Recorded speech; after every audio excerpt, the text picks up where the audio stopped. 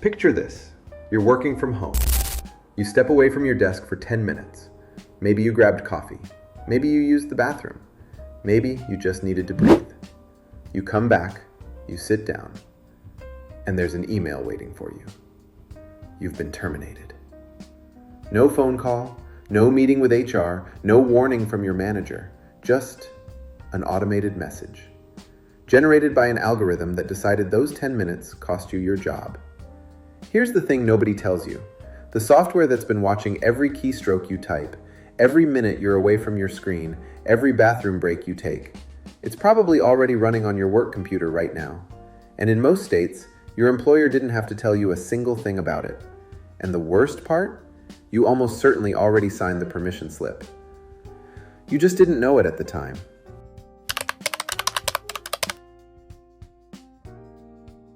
Since 2020, millions of Americans made the switch to remote work, and most of them assumed something pretty reasonable, that working from home meant a little more privacy, a little more autonomy, nobody looking over your shoulder every second.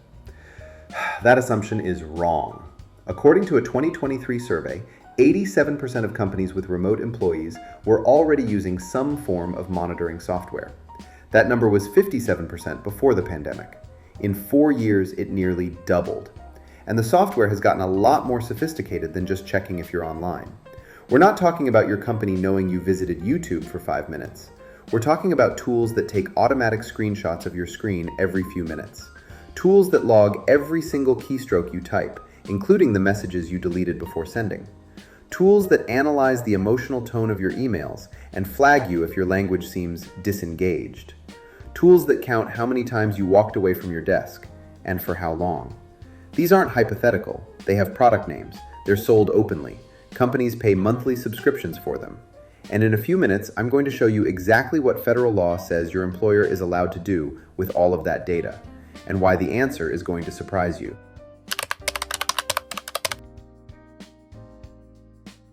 Let's talk about what these tools actually do. Because most people imagine something pretty basic. Maybe your company can see which websites you visited. Maybe they know if you were idle for a while. The reality is a lot more invasive than that. The first category is keystroke logging. Software like Terramind, ActiveTrack, and Hubstaff can record every single key you press on your work computer. Every word of every email, every search you ran, every message you started typing and then deleted. It's all captured. It's all stored. The second category is automatic screenshots. Some systems take a screenshot of your screen every 60 seconds, some every 5 minutes. Some are triggered by inactivity. The moment you stop moving your mouse, the camera captures whatever was on your screen. The third category is idle time tracking.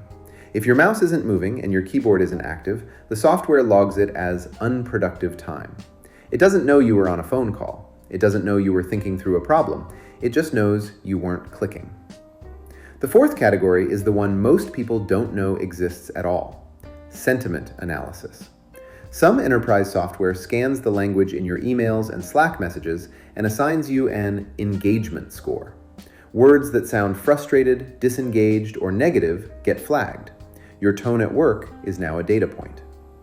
And then there's the most intimate category of all. In warehouse environments like Amazon fulfillment centers, workers' scanners go silent the moment they step away from their station. Every second of that silence is logged. It has a name. They call it time off task, TOT. And as you'll see in a few minutes, that number can cost you your job without a single human being reviewing what actually happened.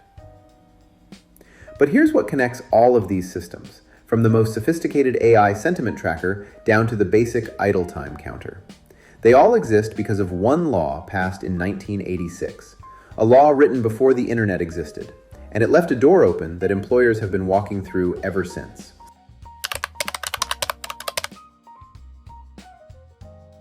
The year is 1986. Ronald Reagan is in the White House. The internet doesn't exist yet. Most Americans have never heard the word email. And Congress passes a law called the Electronic Communications Privacy Act, the ECPA. The idea was simple: protect people's private communications from being intercepted without their knowledge. Good intentions, real problems. Because buried inside that law were two exceptions that changed everything. The first one is called the business purpose exception.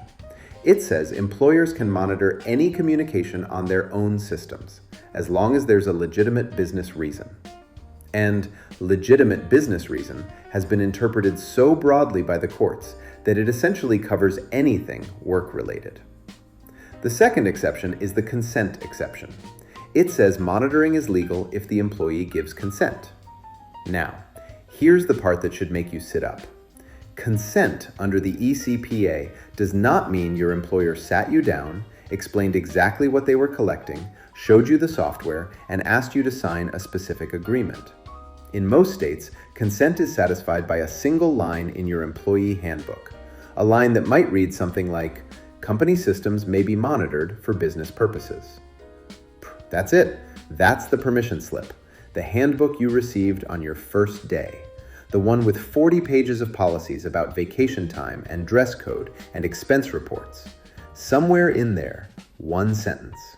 And by staying employed, most courts have held that you implicitly agreed to it. You didn't read it. Nobody reads it. But legally, in most states, that doesn't matter.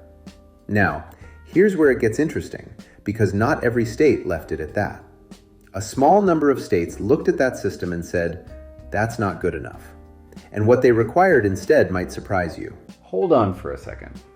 You just found out that a law written before the internet existed is the main thing standing between you and total workplace surveillance. And that you probably already gave your employer permission to do all of this on your first day in a document you didn't read. What's coming next is the part that actually matters for you personally. Because whether any of this is legal where you work depends entirely on which state you're in. And the map is more uneven than you'd expect. If you don't want to miss this, or any of the videos we're putting out, subscribe to Law Drop right now. Every video on this channel is about a law that affects your money, your job, or your rights. Laws that most people never find out about until it's too late. Now let's look at the map.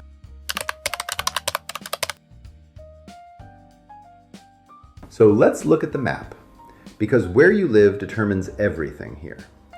46 states have no law requiring your employer to give you any specific notice before monitoring your electronic activity at work. 0.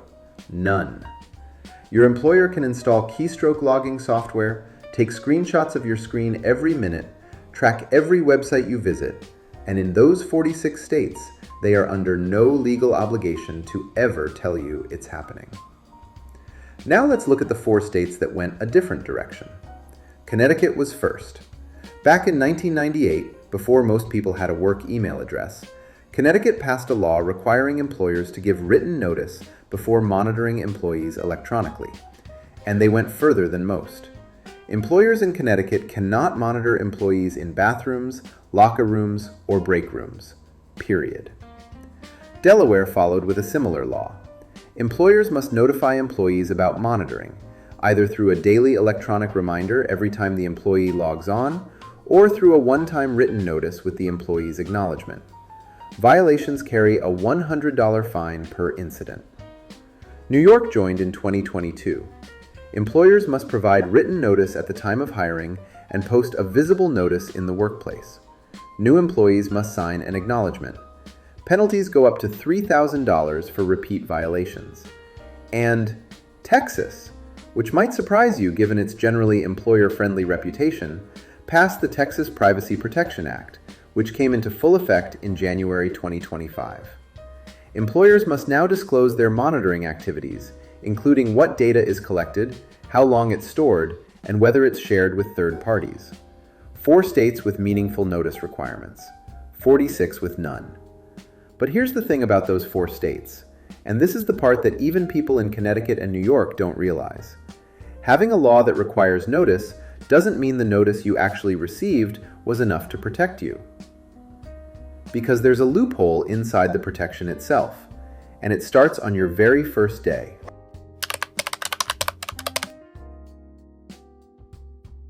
Think about your first day at your current job, or any job. You walked in, someone handed you a stack of documents, or sent you a link to a digital onboarding portal. Benefits enrollment, direct deposit form, emergency contact, code of conduct, IT acceptable use policy, arbitration agreement. And somewhere in that stack, buried between the vacation policy and the expense reimbursement guidelines, one paragraph, maybe one sentence. Employee acknowledges that company systems, including computers, email, internet access, and electronic communications, may be monitored at any time for business purposes. You scrolled past it. You clicked, I agree. You moved on. In Connecticut, Delaware, New York, and Texas, states with notice laws, that click is considered legally sufficient notice. The law was satisfied before you sent your first email. And in the other 46 states, your employer didn't even need that. A clause in the employee handbook you were never required to read was enough. This is the gap between what the law promises and what the law actually delivers. The law says your employer must give you notice. The law does not say the notice has to be clear. It does not say it has to be specific. It does not say it has to list every type of software running on your machine. It just has to exist somewhere in a document you signed. And what happens when that monitoring leads to a termination? Let's talk about what happened at one of the biggest banks in America in the spring of 2024. In May 2024, Wells Fargo fired more than a dozen employees from its wealth and investment management unit. The reason, according to disclosures filed with the Financial Industry Regulatory Authority, FINRA, was that these employees had been simulating keyboard activity, creating the impression of active work. In plain English, they were using mouse jigglers, small devices, some cost less than $20 on Amazon, that move your cursor automatically to make it look like you're at your computer when you're not. Now, you might hear that and think, okay, those employees were being deceptive. And maybe they were. But step back and look at the bigger picture here.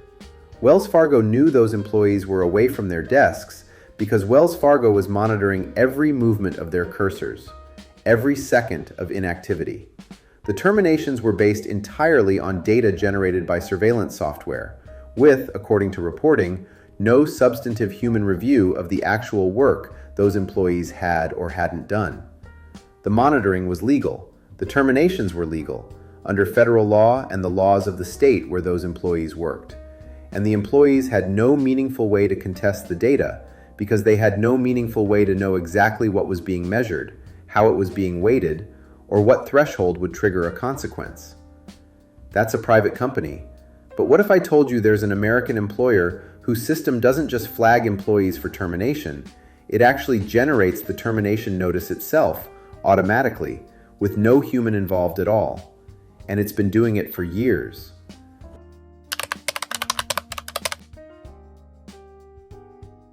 Amazon is the second largest employer in the United States, over 1 million workers.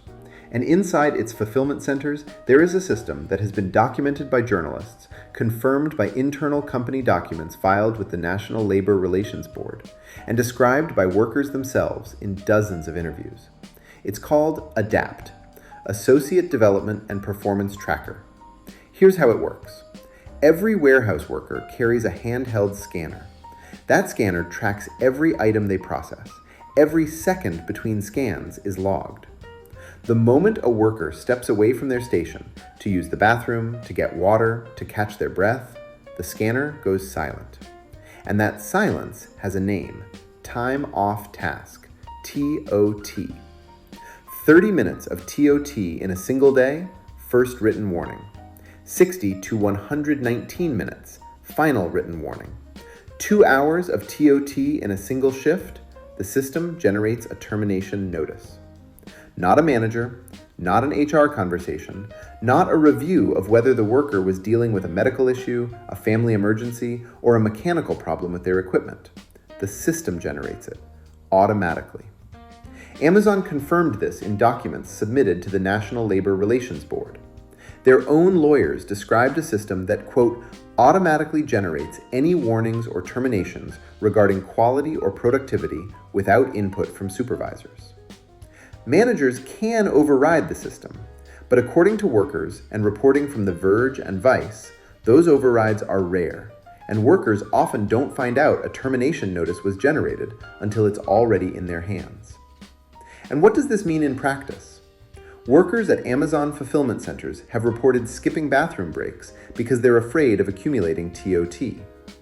Internal documents from one facility showed that a manager was required every single shift to identify the top offender, the worker who had accumulated the most time off task, and confront them about their whereabouts for each flagged timestamp.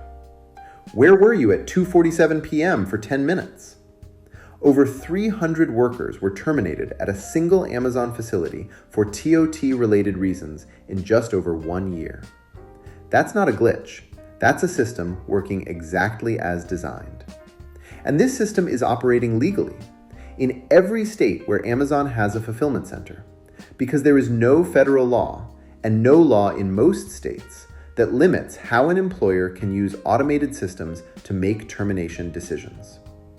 Amazon's system affects warehouse workers, but the same logic, the same legal vacuum, applies to the person working from their spare bedroom, getting their screen captured every 60 seconds. Let's talk about what that actually looks like, and why one state decided enough was enough and made companies pay over $1 billion to prove it.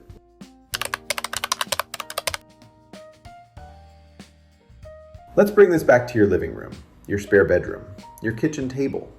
Because everything we just described about Amazon warehouse workers, the automatic logging, the inactivity tracking, the terminations triggered without a human decision, that same infrastructure now exists for white-collar remote workers, just with a different interface.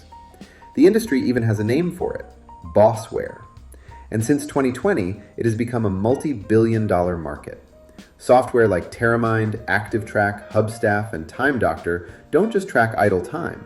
They take automatic screenshots. They log every application you open and how long you spend in it. Some systems use your laptop camera to verify you're physically present at your desk. Some analyze the sentiment of your Slack messages in real time. And in 46 states, your employer can run all of this on your work computer without ever telling you it exists. According to a 2023 Gartner survey, 43% of remote workers said they didn't know whether they were being monitored by their employer. Nearly half didn't know. Now, most of the story we've told so far has been about electronic monitoring, keystrokes, screenshots, idle time. But there's a category of workplace data collection that goes even further than that. And one state decided to draw a very hard line around it. Illinois, the Biometric Information Privacy Act, BIPA. BIPA was passed in 2008. It covers biometric data, fingerprints, facial scans, voice prints, iris scans. Any employer that collects this data in Illinois must do 3 things: provide written notice to the employee, explain how the data will be used and for how long, and obtain a signed written consent before collection begins. Sounds reasonable. And the penalty for violating it is $1,000 per negligent violation, $5,000 per intentional violation, per person. Now multiply that across a company with thousands of employees, and you start to understand why BIPA has generated more than $1 billion in settlements since 2019. Facebook, $650 million. Google, $100 million. TikTok, $92 million. McDonald's, $50 million. These weren't data breaches. Nobody's information was stolen. These companies simply collected biometric data, face scans, fingerprints, without the written notice and consent the law required. And here's the question Illinois answered that the other 49 states haven't. If a company takes your fingerprint without your consent and something goes wrong, your data is sold, hacked, or misused, you can change your password. You can get a new credit card. You cannot get a new face. You cannot get new fingerprints. Biometric data is permanent. And Illinois decided that permanence deserves permanent protection. No other state has gone as far as Illinois on biometric data.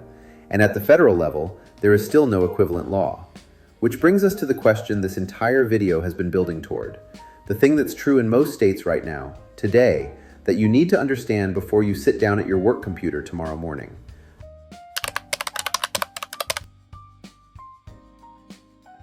Here's what it all comes down to. Right now, in most states, your employer can legally run software that logs every keystroke you type, captures your screen every 60 seconds, tracks every minute you're away from your desk, analyzes the emotional tone of your messages, and uses all of that data to make decisions about your job, including ending it. They can do this without a conversation, without a warning, without a human being ever reviewing the actual quality of your work. And the permission? It's already been granted. Somewhere in the documents you signed on your first day, or clicked through on a digital portal, there was a sentence. One sentence that, in the eyes of the law in most states, constitutes full and valid consent to everything we've described in this video. You didn't read it. Your employer knew you wouldn't, and the law allowed it anyway. Now here's the part that should genuinely stop you for a second. Connecticut requires notice. New York requires notice. Delaware requires notice. Texas requires notice. But in every one of those states, the notice requirement is satisfied by that same document, that same digital checkbox, that same onboarding portal you clicked through on a Tuesday morning while you were trying to figure out where the bathroom was. The law that was supposed to protect you technically already protected your employer instead. And there is no federal law that changes this. No federal requirement that notice be clear, specific, or separate from your other onboarding documents. No federal limit on what an AI system can measure, score, or decide about your employment, beyond limited protections for union organizing activity under the NLRA. No federal right to know what algorithm is evaluating you, what data it's using, or what score would cost you your job. According to Grandview Research, the software market that monitors American workers is projected to reach $15 billion by 2030. The law protecting American workers from that software hasn't been updated in any meaningful way since 1986. That is the gap. That is what this video is about. And the first step, the only step most people never take, is simply knowing it exists. Think about someone in your life who's working remotely right now. A friend, a partner, a sibling. Someone who sat down at their work computer this morning and had no idea any of this was happening. Send them this video. Not because it's interesting, because it's information they need and nobody else is going to give it to them. And if this video opened your eyes, hit that like button. It tells LawDrop's algorithm to keep putting this kind of content in front of people who need it. Subscribe to LawDrop and turn on the bell. Every video we put out is about a law that's affecting your life right now. Most people just don't know it yet. And drop one word in the comments: monitored. If you're watching this and you work remotely, or you know someone who does, just write monitored. It takes 2 seconds, and it tells us this topic matters to you.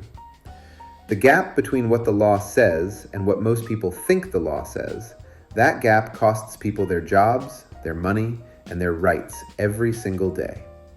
LawDrop exists to close that gap, one video at a time. And if you think your employer watching your screen is invasive, wait until you see what a moving company can legally do with everything you own. In the next LawDrop video, you hire a mover, they load your entire life onto a truck, and then they lock it and tell you the price just doubled. And in most states, they're allowed to do exactly that until you pay. That video is coming. Make sure you're subscribed so you don't miss it.